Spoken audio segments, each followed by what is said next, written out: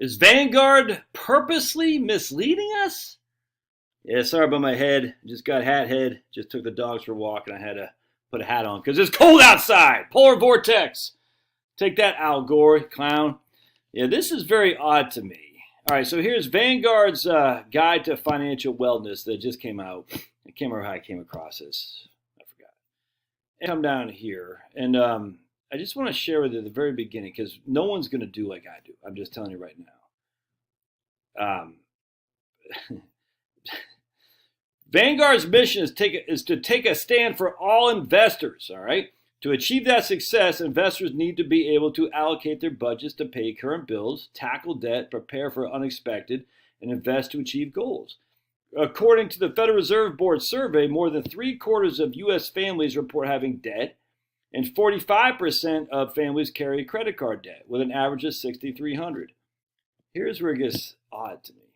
Among the families, and you see Buta et al. 2020, which we'll jump into. Among the families surveyed, 36% indicated they could not cover an emergency expense of $400.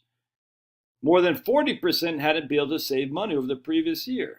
All right, so I said, well, I'd like to see that because I don't trust any of these guys, dude. I know what this number is. I know that not just Vanguard, people have been lying about that for years.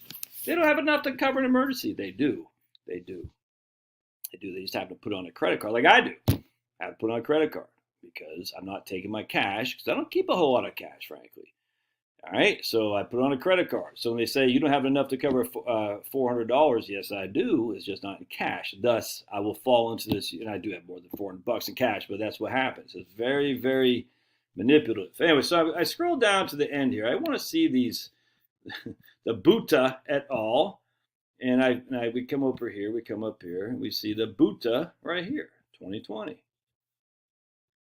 Changes in the U.S. family finances so this is what Vanguard cites. There's no link here, so I had to find it myself.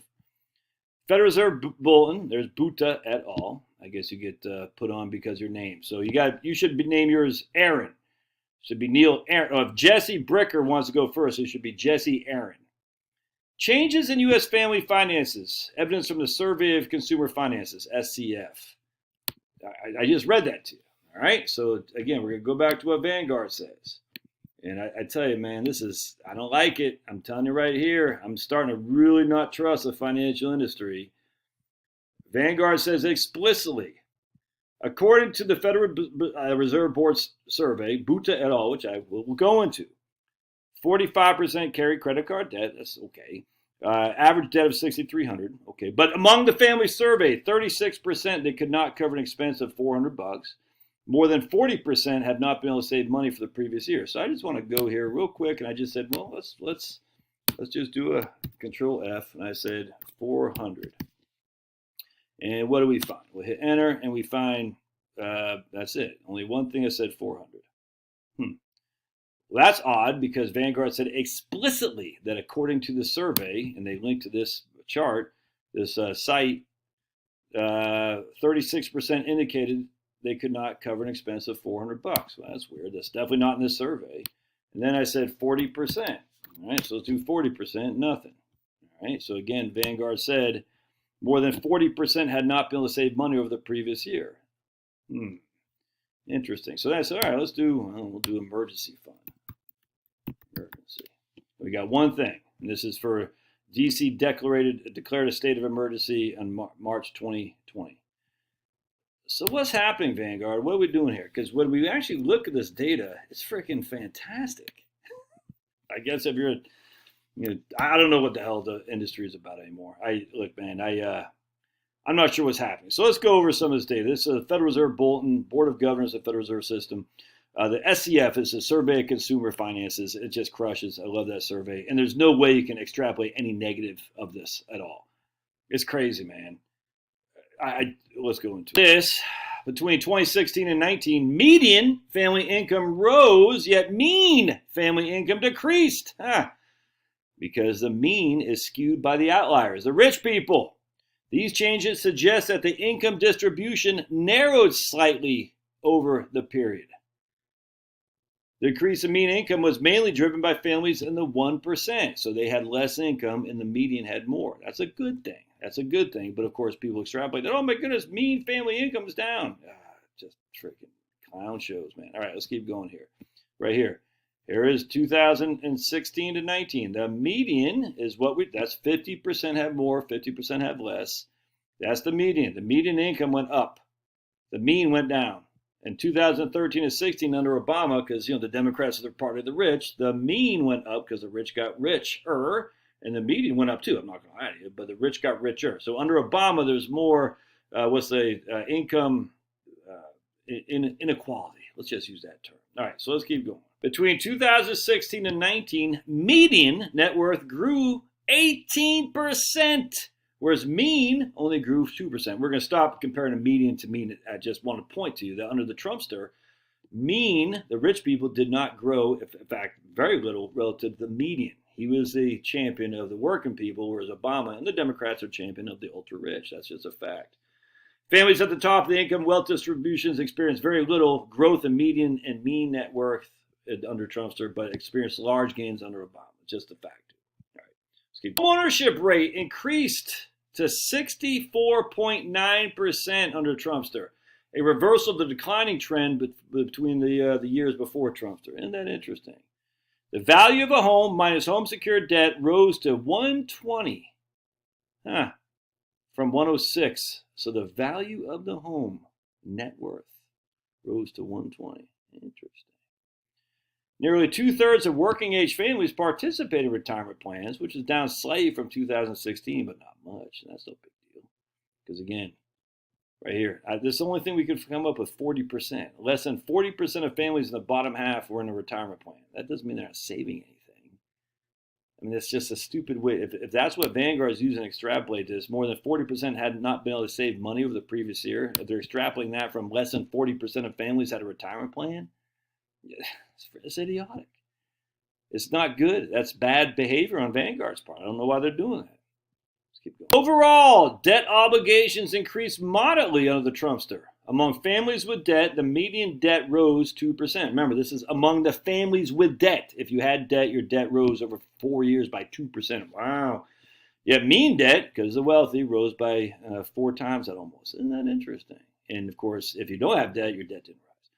Debt secured by residential property increased substantially between 2016 and 19. About 42% of families in both 2016 and 19 had secured debt by their primary residence. The median value of this debt increased to 14% to $134,000. The median value of your home debt was $134,000. Let's check this out. Median value of homes in 2019 was $231,000. Median value of home debt was $134,000. So you had $100,000 of equity, the median household. All right, 50% had more, 50% had less. Now, if we go to the median homes right now, home value right now, it's significantly higher than that. It's where was it here? I just saw it, 428. That seems high to me. Median price of house was sold as houses sold in 2020. I don't know. Anyway, that seems high to me, but be that as it may. Unless your debt increased significantly, you actually in 2022 have more home equity. I know I do, because you're paying down your debt and your house is going up as well.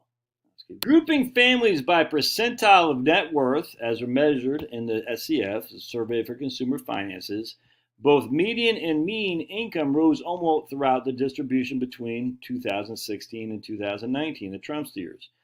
The one exception is the mean income of families in the top decile dropped 12%, marking the first decline in either median or mean income for that group since 2010. Over the 2016 over the Obama years, growth in both median income in families across the top decile was exceptionally strong, 19 and 38% respectively. So Obama was rewarding his donors. For families in the lowest quartile of net worth, median income jumped 11% to $29,000 during the Trumpster years, from 2016 to 2019. Median income jumped almost $30,000, 11%. Again, mean doesn't mean a whole lot. It's the median. Families in the middle quartile saw growth in median and mean income ranging from 1% to 8% over this period, whereas the rich people did not. So Trump was for the rich. You guys are being lied to, man. Lied to. All right, net worth is, oh, I love this one. Let's check this out. We're going to go down this table too right here. Changes in net worth. Net worth is what matters. All right, let's see here. Look at this. The median net worth. I don't care about the mean. I care about the median. In 2019, all families was 121. If you're in my age bracket, your net worth is median. Half had more, half had less. I have more than this, thankfully, but still it's 168. If you're a youngster, it's still 14. That net worth, your positive assets, people. Net worth, that includes your student loans, includes your credit card debt, includes whatever. The median net worth for people who are less than 35 years old are $14,000. 35 to 44 is $91,000. I mean, it's just, how else can you attribute that to say that's bad? How can you say I can't come up with $400 if I have a net worth of $14,000? Now we'll talk about what the net worth consists of here in just a second. Look at this. It changed. 19% in the Trump years, 44%, 28%. The older people went down because they're spending down their money. I mean, just come on. That makes sense. They're spending down their money. Shocking. All right. Oh, my goodness. The net worth increase for us whiteys only 3%, but for blacks, 33%. For Hispanics, 65%. And I wish they'd separate other races being Asian and or Indian, but they don't. Anyway, so we took it on the chin. Trump wasn't supporting white people. I thought he was, what do you say about Charlottesville? There were fine people on both sides, and it showed that he was a Nazi. Owner. Housing status. If you owned your home, your median net worth, this is the most critical thing. If you owned your home, your median net worth was $255,000, a 4% increase. If you're a renter, your median net worth is only $6,000, an 18% increase. But see how home ownership is huge? If you owned your home, median net worth right there. It just is.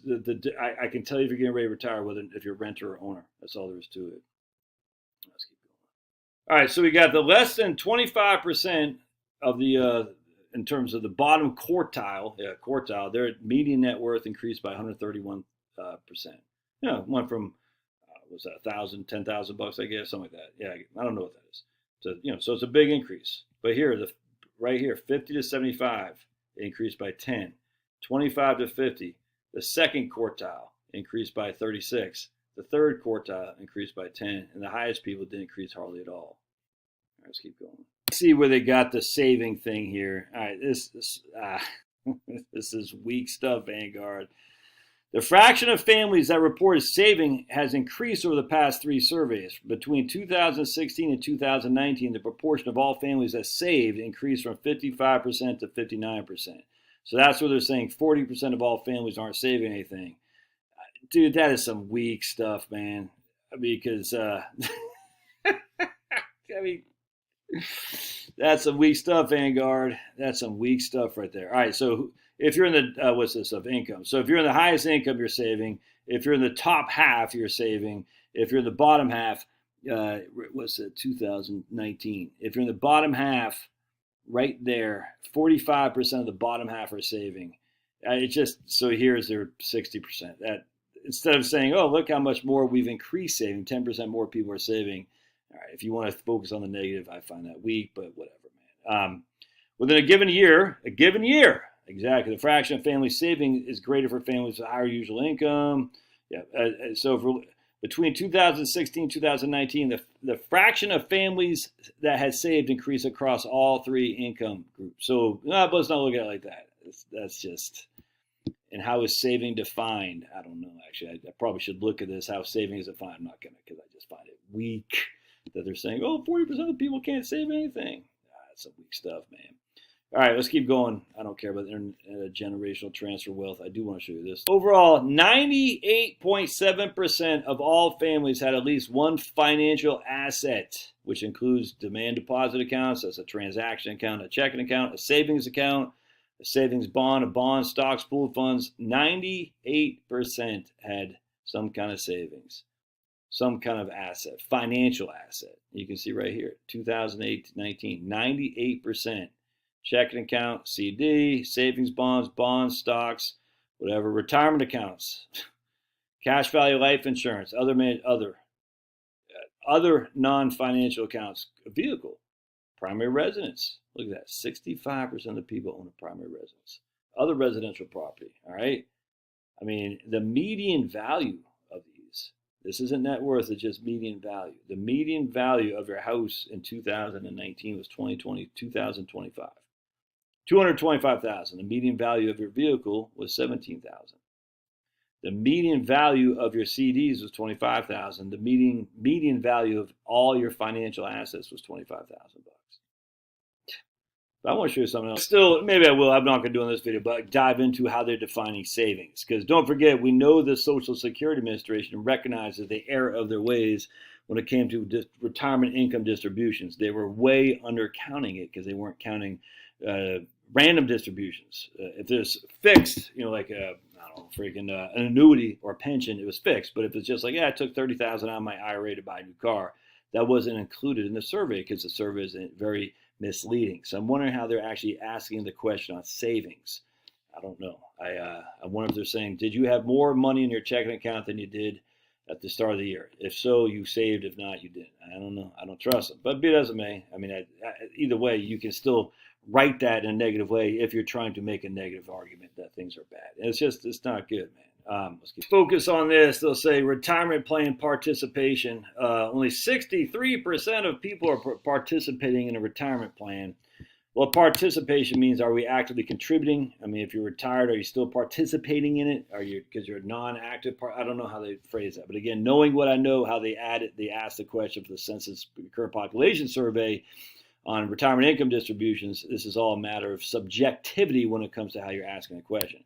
But remember, just because you're not in a retirement plan doesn't mean you're not saving. You could have a broker. I don't participate in any retirement plans other than my Roth IRA. I'm not adding to my Roth, so am I a participant? I don't know. But I still have a brokerage account, so it's not a retirement plan, but it's a brokerage account. So anyway, it's just I find that kind of silly. And of course, the fools out here say, look, defined benefits. There was a guy, I smoked that guy. Just take me off, no one. Wicked. He was like saying back in the old days, I can't remember what it was. There's a certain amount of people that define pensions and now they don't. I said, dude, you're just falling for it. And he had a pretty, in his video got a lot of views too, and that ticked me off. My man up there in the Marine, he said, look at this video. I think, he didn't say I was wrong. He goes, it seems like he's challenging you. So let me smoke this guy, which I did, of course. Let's see here. Okay, let's keep going here. Home ownership and net worth. Look at this. So if you are in the 50 percentile or higher, your home ownership, this home ownership right here, if you're in the 50 percentile or higher, 3/4 of you own your home. If you're in the top 10, 95% of you do. If you're in what's this one? It's the bottom, not quintile, I don't know, the bottom half. 50% of you still own your home in the bottom half. All right, that's what's that, median? I guess that's percent.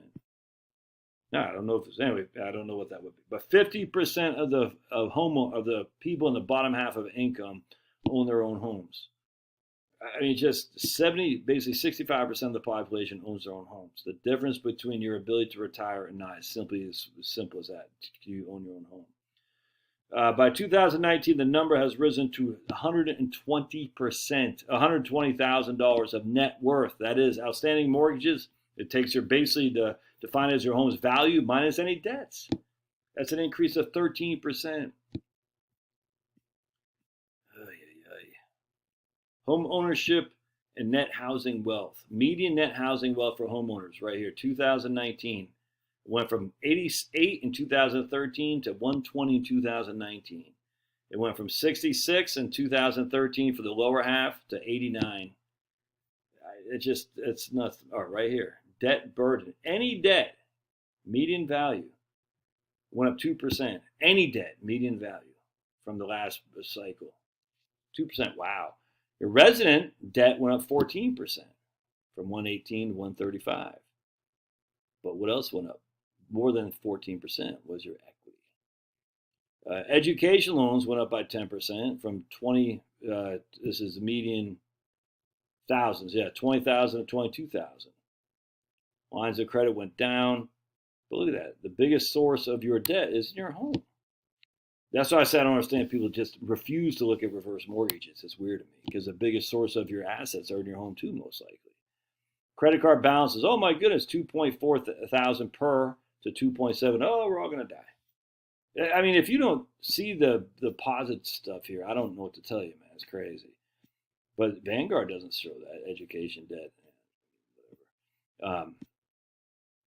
Debt burden. Oh, but I want to show you this right here. I want your total debt to your income. Debt to income. Total debt, 95% to your income, not your assets. To your income. You make $100,000, you got $95,700 in debt. Look at that, dude. In 2013 is 107. 2010 is 118. 2007, 100 111. It's gone down significantly. Your leverage ratio. How much of an asset is your assets worth your debt? 34%. So for every $100,000 of assets, I owe $34,000. Right about, that's even less than it was in 2007. Payment to income ratio. We would, I hate to call that debt to income. That's what I would call it. We'd call it pay. So if you go in the bank and say, how much is your monthly, how much does it cost you to pay your bills? You make $5,000, for simplicity, you make $10,000 a month. It costs you $3,000 a month to pay your bills. You have a debt to income. That's what we say, the bank of 30%. They're calling it payment to income. 11.8%, 12%. So for every $10,000 I get of income, $1,200 is going to debt.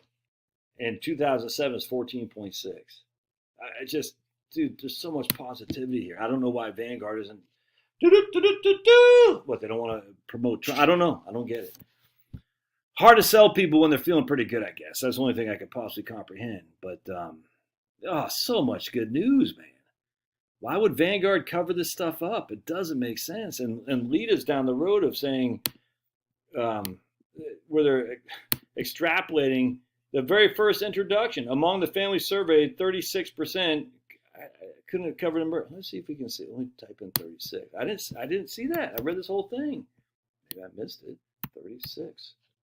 Do 36. I got 35 points here. That's 36. Let's see. See what that says. 36% per. Nothing there. 36%. Oops. Nothing. So maybe it goes 60. I don't know, whatever. It doesn't matter.